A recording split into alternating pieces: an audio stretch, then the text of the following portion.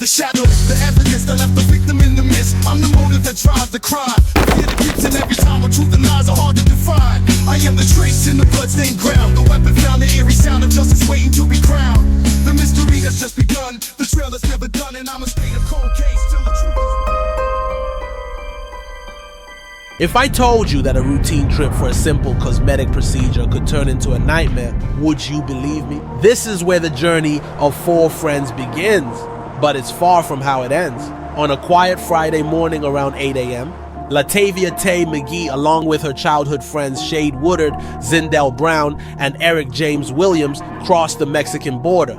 Their plan? Simple. Tay was headed to get a tummy tuck, and the others were just supposed to drop her off and head back to Texas, where Cheryl Orange, another member of their group, was waiting with their luggage. But here's where things take a sharp, unexpected turn. Cheryl, who had forgotten her ID, was denied entry into Mexico. A simple mistake, right? But that small oversight may have just saved her life. As she waited in Brownsville, Texas, expecting them to return within 15 minutes, hours passed. Calls went unanswered, texts received no reply, and soon enough that gut feeling set in. Something was terribly wrong. Cheryl, desperate and worried, contacted the Brownsville police, but she was told to wait until Monday to report them missing. Therefore, the clock was ticking, and the silence on the other side of the border was deafening. What could have gone wrong? How does a quick trip across the border turn into a mysterious disappearance?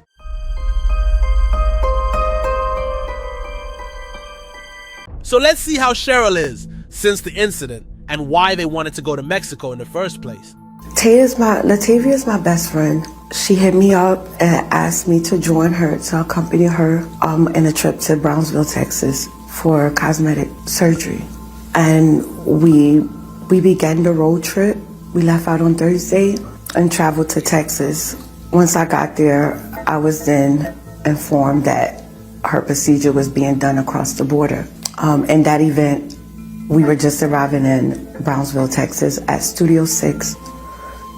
And I didn't have proper identification, so I couldn't join her to go across to the border, which left me back at the hotel.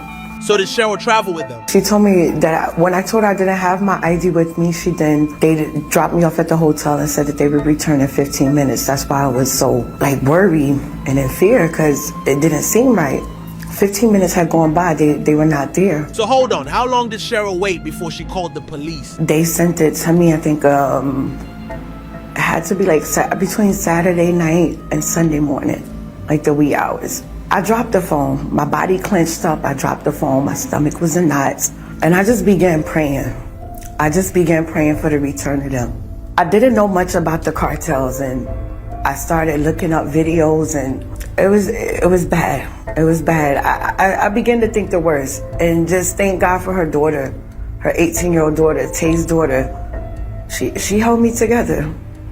She held me together. She made me keep the faith. I want the world to leave us alone and stop being mean.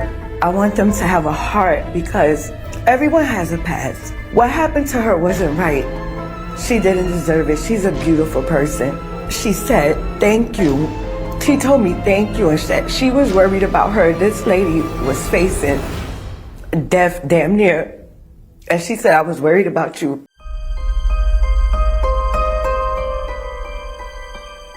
The group of friends crossed the border, traveling in their white rental minivan en route to a clinic. But something went wrong. They appeared to get lost, taking an unexpected turn down the wrong path. But what followed was beyond anything they could have imagined. Suddenly, armed men emerged, ambushing the vehicle. Footage later revealed the harrowing scene. 4 friends being taken by force. One of them, still conscious, sat upright in the back of a pickup truck.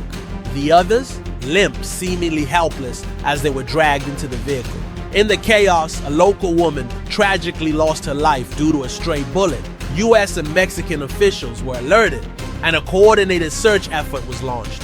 The FBI even offered a $50,000 reward to find the missing group and bring those responsible to justice. But as investigators closed in, the captors were already on the move, shifting the group between different locations, trying to avoid detection. Therefore, time became the most critical factor in their desperate race for survival. What happened to them as the authorities drew closer?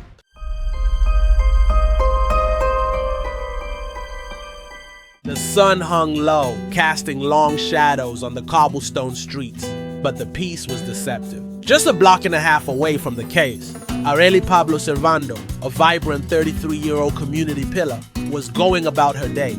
She was beloved by the kids she taught at the biblical summer school and was a dedicated church official and member of the Association of Young Ambassadors of Pentecostal Power. But therefore, her life was about to intersect with a chilling reality. She had unknowingly walked into the crossfire during the cartel's audacious kidnapping of 4 Americans. As the dust settled, her name became a symbol of tragedy and strength. The community would remember her not just as a victim, but as a beacon of hope and dedication. Therefore, this event is not just about the crime itself, but also the lives that were forever altered in its wake. Stay tuned to uncover the hidden layers of this story as we delve deeper into the aftermath and the unexpected connections that come to light. This is where our journey truly begins.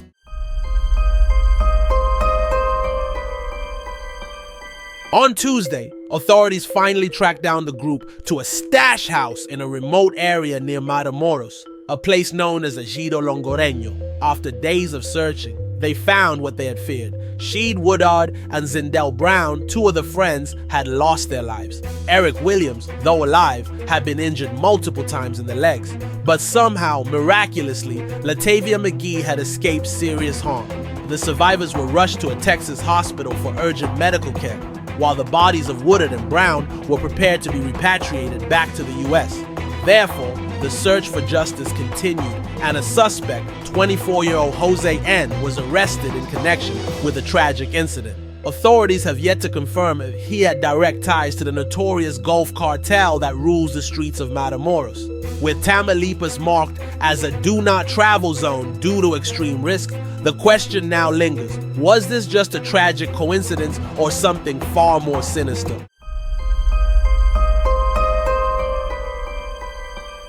The small town of Lake City, South Carolina, was shrouded in grief as the community gathered to honor the victims of the tragic kidnapping. A somber prayer service was held at Word of God Outreach Ministries, a place of solace for the heartbroken residents. Candles flickered in the dim light, casting an ethereal glow on the faces of the mourners. Approximately 40 locals, their hearts heavy with sorrow, had come together to pay their respects. Pastor Herbert Godwin, a respected figure in the community, led the service, offering words of comfort and hope. Among the mourners was Barry Epp, a childhood friend of Shaeed Woodard and LaTavia McGee. He had also played football with Zindell Brown, forging a bond that transcended time and distance. Epp's presence served as a poignant reminder of the lives lost and the enduring impact of this tragedy. But as the candles were extinguished and the mourners dispersed, a sense of unease lingered in the air. The kidnapping had shattered the town's tranquility, leaving a gaping wound that would take years to heal. And as the investigation into the crime continued, a chilling question echoed through the community: would justice ever be served?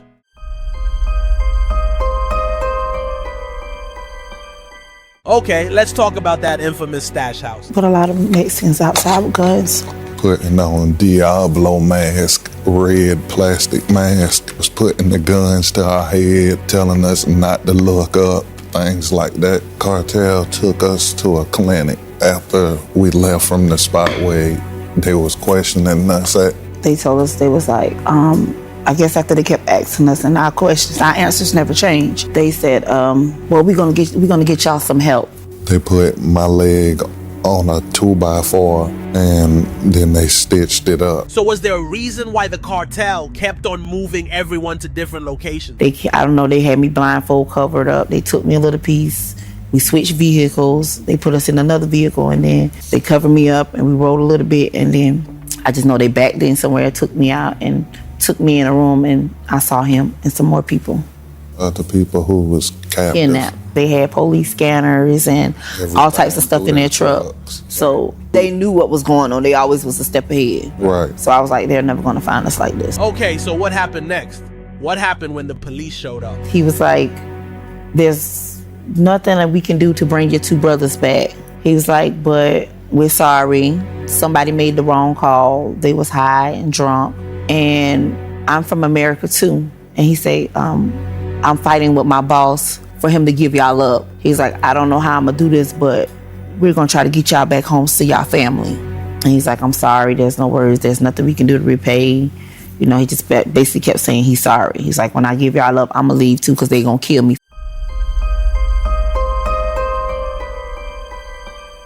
If I told you that a powerful cartel, infamous for its brutal reputation, would write a letter of apology, you might think it was a plot twist from a movie. But in this real-life story, things took an unexpected turn. The head of the Scorpions faction of the Gulf Cartel, Jose Alberto Garcia Villano, also known as La Quena and Cyclone 19, has been linked to violent crimes for years. Yet this time, his organization sent a public letter apologizing for the attack that led to the tragic loss of 2 Americans and a Mexican mother.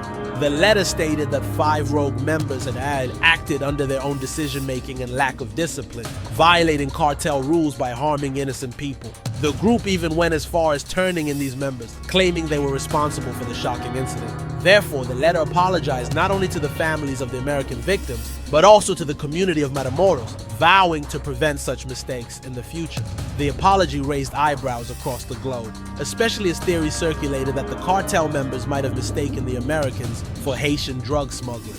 5 cartel members were handed over and arrested, but questions remain. Can this letter be trusted, or is it just another layer of deception? What do you think? Is this a genuine act of remorse, or is there more to the story?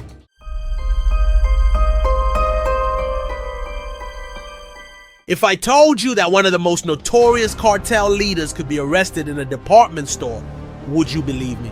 But that's exactly what happened, and it might be the turning point in this intense story. Mexican Marines have captured Jose Alberto Garcia Villano, better known as La Quena or Cyclone 19, a top leader of the Gulf Cartel, the same gang involved in the kidnapping of 4 Americans earlier in March 2023. This arrest didn't happen in a dramatic raid or a hidden hideout. It happened in a local store, an unexpected place for such a notorious figure. Therefore, the long hunt for one of Mexico's most dangerous men, who had a many $1,000 bounty on his head, finally came to an end. The Cyclones, one of the most powerful and violent factions within the Gulf Cartel, had ruled with fear, but now their leader is in custody. Yet, with the cartel fractured and full of ruthless members, this is just the beginning. What will come next for the Gulf Cartel and the justice system? What do you think? Will this capture change the landscape, or is more chaos on the horizon? Let me know in the comments below. Thank you for watching.